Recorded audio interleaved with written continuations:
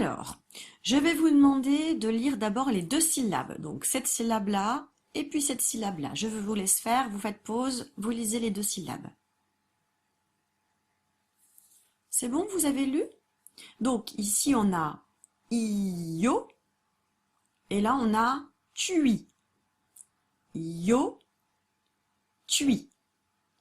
J'inverse les deux syllabes, je les mets de chaque côté. Et donc, là, j'ai tui, yo. Donc, j'ai tuyau. Tuyau, ça ne vous fait pas penser à un tuyau? Eh bien si, c'est le mot tuyau. Alors regardez, les deux i, je vais les faire se rapprocher. Ils sont collés. Et en fait, ces deux i, ils sont remplacés par un y. En fait, c'est comme si on avait mis un point et qu'il y ait deux i. D'ailleurs, c'est pour ça qu'on appelle un Y. C'est parce que, des fois, on l'utilise pour dire I, comme dans pyjama. Ou deux I.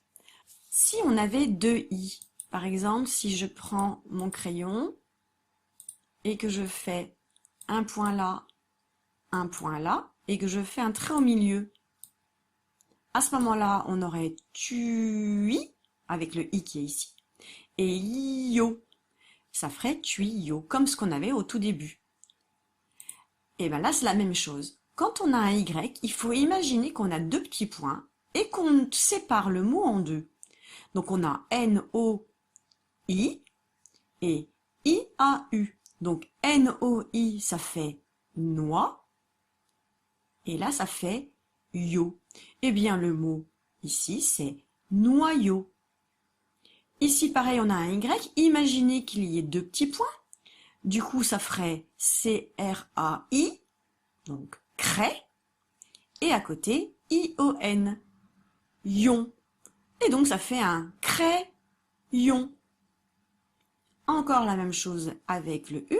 Donc là, on a un I, donc ça fait A-P-P-U-I, appui. Et puis ici, on a un I et un E, ça fait yé. Eh bien, ce mot, c'est le mot appuyer. Donc, notre affiche à nous, on a expliqué ici, dans la petite image, que le Y, ça pouvait faire deux I. Pas tout le temps. Ça peut faire deux I si le Y est entouré par deux voyelles. Et là, ici, c'est le cas. Donc, on a le Y qui peut faire deux I. Hein, c'est pour ça que j'ai mis deux points. Alors, nous, on ne les fait pas, les points. Hein, on les imagine. Donc, si je fais mes deux petits points ici, j'ai le mot crayon. Même chose, j'ai le mot tuyau. Vous ouvrez votre fichier de Kimamila à la page 112.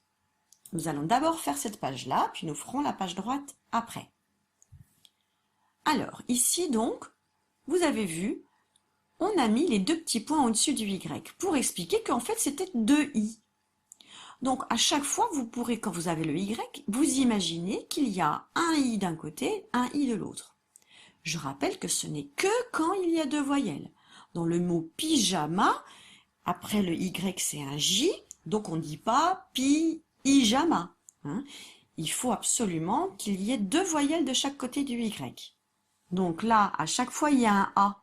Donc on aura AI, donc ça fera EI, quelque chose. Donc un rayon, un crayon, effrayant, la frayeur, balayer, payer. Ici, à chaque fois, on a OY, donc OI, et avec un autre I à côté. Donc OI, on sait que ça fait OI. Donc ça fait faire aboyer, un noyau, un voyage, envoyer, une voyelle, un royaume. Et enfin, on a les mots avec les U, donc UI, et après un I. Donc ça va faire ennuyer, appuyer, un tuyau, essuyer, bruyant, ennuyeux. Donc je vous laisse relire les mots et ensuite vous lirez les phrases. Dans le premier exercice, vous allez devoir recopier les 6 mots dans la bonne colonne. Alors, il est assez facile cet exercice parce qu'à chaque fois, vous avez un Y, il suffit juste de regarder quelle est la lettre qui est juste avant. Le Y, qu'est-ce qu'il y a avant? Un A. Eh bien, on va l'écrire ici. Le Y, qu'est-ce qu'il y a avant? Un O. Bon, alors, dans quelle colonne on va l'écrire? Y, qu'est-ce qu'il y a avant? Un U. Y, un O. Avant le Y, un U. Avant le Y, un A. Donc vous devez juste recopier les mots dans la bonne colonne en faisant attention à la lettre qui se trouve devant le Y. Dans l'exercice 2, comme je vous expliquais, le Y peut être entouré de 2 voyelles, et dans ce cas-là, il y a 2 I, ou il peut être entouré par une voyelle et une consonne, et donc dans ce cas-là, le Y ne fait que un I. Alors ici, à côté du Y, on a un A et un E. Donc là, il va se partager en deux. Il va y avoir le A et I d'un côté, et ensuite le I et le ER de l'autre côté. Donc ça va faire une frayeur. Donc là, il y a 2 voyelles, donc ce mot-là, on va le recopier ici. Ici, on a un Y. Regardez qu'est-ce qu'il y a de chaque côté. Il y a 2 lettres C. Donc, le Y va faire un seul I. C'est le mot bicyclette. Là, il n'y a pas de I. Il n'y en a qu'un seul. Le Y est entouré par 2 voyelles. Alors là, le Y va faire 2 I. Il va faire d'abord un I avec le A pour faire et ensuite il va faire un autre I pour faire ion. Un crayon. Ici, Y. Qu'est-ce qu'il y a de chaque côté?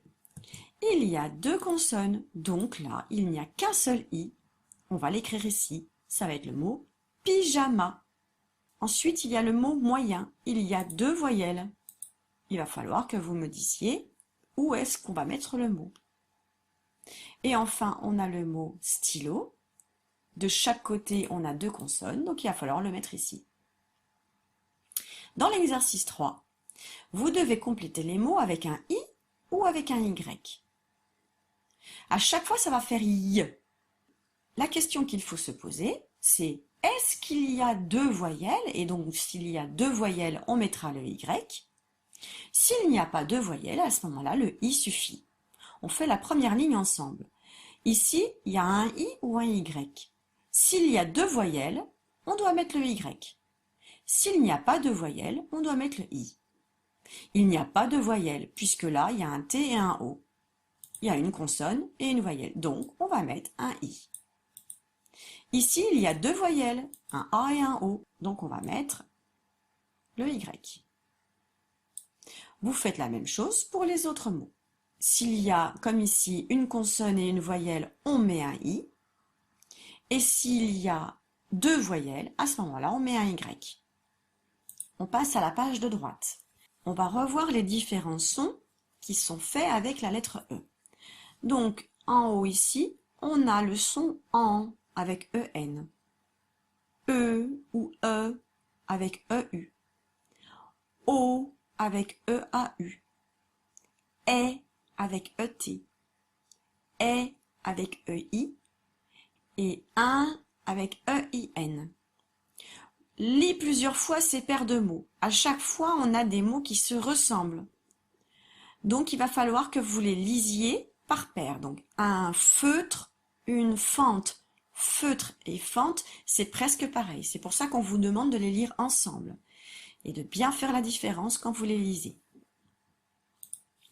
Dans l'exercice 1, facile, vous devez juste retrouver où est-ce qu'il y a un mot avec EU, où est-ce qu'il y a un mot avec EN, où est-ce qu'il y a un mot avec EI. Attention, pas un mot avec EIN, puisqu'il est là le mot avec EIN. Un mot avec IEN, donc attention là, on ne met pas un mot avec IEN, on met un mot où il n'y a que EN. IEN, c'est ici. Et un mot où il y a EAU. Vous devez donc les recopier au bon endroit. Ensuite, pour le deuxième exercice, nous devons replacer les petites syllabes, donc en, e, lien. Donc, moi je vais vous lire le mot et ce sera à vous de choisir quelle syllabe vous devez déplacer. Ici, c'est une couleur. Écrivez ce qu'il manque. Il ne faut pas les barrer car il va falloir en placer 6 alors qu'on n'en a que 5. Donc ne les barrez pas. Une couleur. Pleuvoir. Peut-être que c'est le même, hein, puisqu'il y en a un qu'on va devoir écrire 2 fois. Pleuvoir. À côté, la neige. La neige. Un peintre. J'ai pas dit un pientre, hein, j'ai dit un peintre. Bientôt.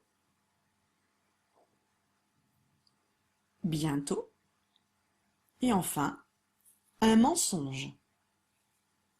Un mensonge. Attention, je fais la correction. Donc, une couleur, c'était avec EU.